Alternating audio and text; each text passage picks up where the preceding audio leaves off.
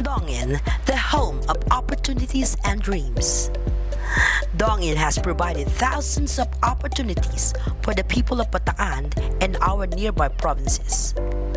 These jobs have undoubtedly contributed to the improvement of our people's lives. For the last 30 years, Dongin has been the home of dreams and opportunities, especially for loyal employees who worked hard. For us, Dongin is our second home.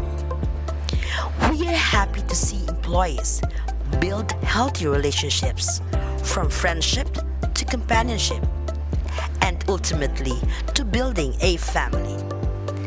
Families that are inspired to work together for a better future. Here in Dongin, it is rewarding to see different generations of employees. We see older generations share their wisdom and teach valuable lessons to the young ones. We are happy to see that the parent employees are now work colleagues with their child. We are one with our employees in turning challenges into opportunities, setbacks into comebacks, and dreams into reality. We work together, so we grow together. This is Dongin.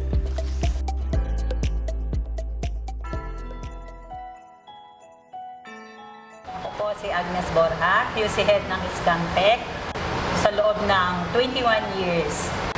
Malaki po na itulong ng Scamtech sa akin dahil po nung ako po ay nagsimula, si John Moises Borja po ay nag-aaral pa lang. Ngayon po ay tinanggap po siya ng Scamtech kahit hindi po siya marunong manahe. Siya po ay isang ganap na po siyang skilled sewer at ngayon po ay siya ay regular. At malaki din po na itulong ng Scamtech sa akin dahil po nakapagpatayo po rin ako ng bahay at sa ngayon po pasasalamat din po yung pangmatagalang trabaho. Yun po, maraming salamat po, Doc in Love you. Ako po si John Moises Borja. Gaya po ng sinabi ng aking ina, nagpapasalamat po ako sa Dongin Scamtech dahil po sa kanila napagpatapos po ako ng aking ina sa pag-aaral. Tapos po ngayon po, natutulungan na rin po ako ng Dongin Scamtech sa mga pangangailangan po namin sa buhay. Maraming salamat po, Dongin Scam. Ako po si Ramon Davis. Kasalukuyan nagtatrabaho sa Scout 10 bilang BOM specialist. Ako po ay mahigit ng 6 na taong nagtatrabaho sa Dongin.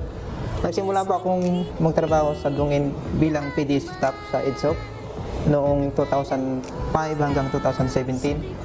Sa loob po ng mga taong inilagi ko, malaki pong naitulong sa akin ng Dongin.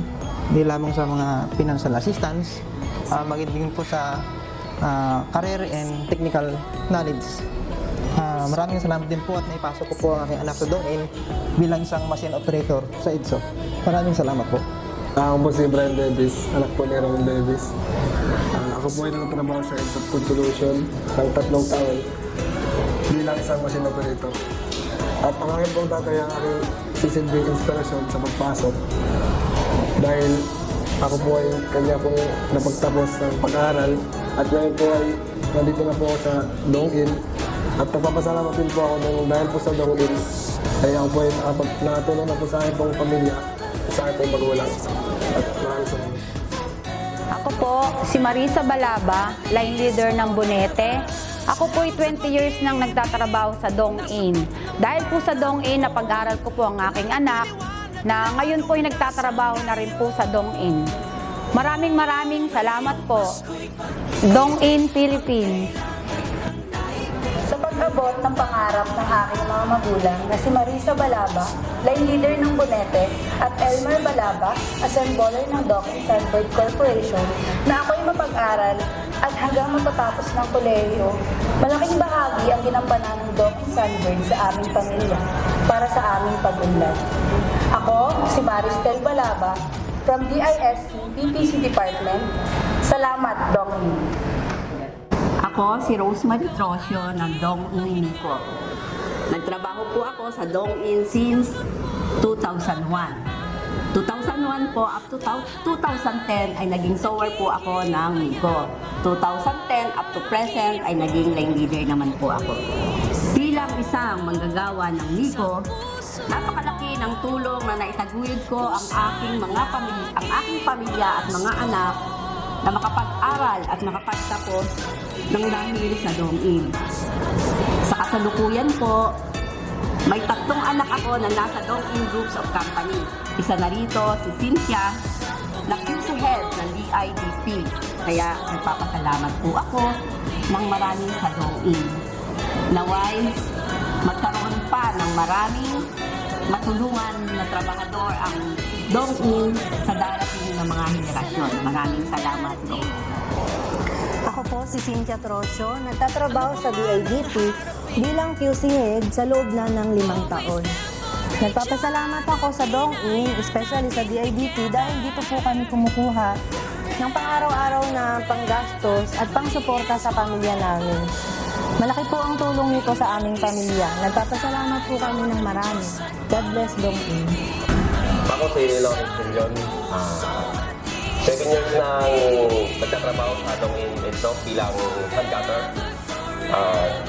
Ako po ay nagtrabaho simula pa ng 2007. Pakipasalamat po sa Dong-in Bishop dahil sa kabila ng mga financial problem ay sila po ang naging provider ko para mapagtapos po ang aking mga anak katulad ni Angelo. Kaya maraming salamat, Dong-in.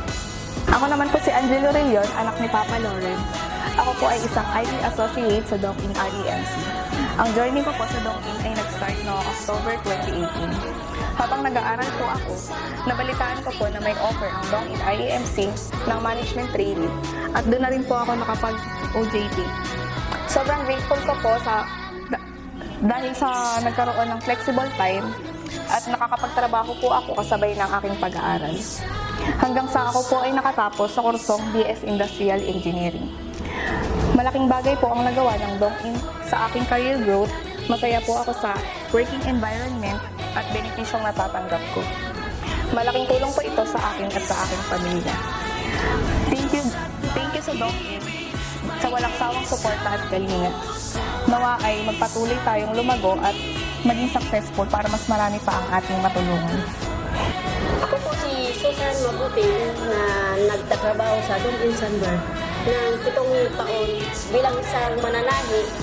Ngayon po ako nagpapasalamat sa Dong-in Sunbird na malaki ang tulong po sa aming pamilya na pagtapos ko po ang 2 kong anak sa kolehiyo. Ngayon po kasama po yan si Jessa Mabuting ay nagtatrabaho na po sa Almaty bilang HR specialist. Salamat po, Dong-in. Ako po si Jessa Mabuting. Nagtatrabaho po sa Almaty bilang isang HR specialist. Una po sa lahat, yung nakapagtapos po ako ng magulang ko ay napakalaking tulong na po sa amin. Dahil alam naman po natin na di biro magpag-aral ng isang college. Mahirap po talaga, lalo na kung wala ka pong financial support. Kaya ngayon naman po, in return, sa pamamagitan ni Dong-in ay nakatulong po ako sa pamilya ko at sa magulang ko. Dahil po sa trabaho at benepisyo na binibigay ni Dong-in, di lang po ako at ang mga magulang ko ang natutulungan nito. Maraming empleyado po ang umaasa at nagpapasalamat sa patuloy na paglago ni Dong-in. Dahil dito ay patuloy din ang pagtulong ni Dong-in sa amin. Naway maraming buhay pa at maraming pamilya pa ang matulungan ni Dong-in. Maraming salamat po.